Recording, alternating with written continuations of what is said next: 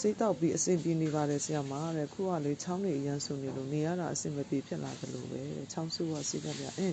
ကလေရာသီဥတုအခုပြောင်းမှာဖျားတာနာတာတွေဖြစ်ပြီးချောင်းဆိုးတာကြံခဲ့တယ်အဓိကဘာဖြစ်လဲဆိုတော့လေချောင်းဆိုးတယ်ဆိုတာကအဆုပ်အေးပတ်သွားနော်အေးပတ်သွားဖြစ်တဲ့အတွက်ကိုနွေ့နွေ့ထွေးထွေးနေမယ်နော်ကိုနွေ့နွေ့ထွေးထွေးနေမယ်ဒီလားဟိုအဓိကကလေအားရှိမဲ့အစားအစာလေးပေါ့နော်စပြုတ်ရည်တို့စပြုတ်လေးမကြာခဏတောက်ပေးရရင်နွေးပူပူလေးမကြာခဏတောက်ပေးတာနော်ကိုခန့်အားနဲလို့ရှိရင်ပဝင်းကျင်မှာရှိတဲ့လေဒီတုတ်ကွေးပူးလေးတွေကဝင်တတ်တယ်ပေါ့နော်ဝင်လို့ရှိရင်ကိုကမကြာခဏဖျားနာတက်ပြီးတော့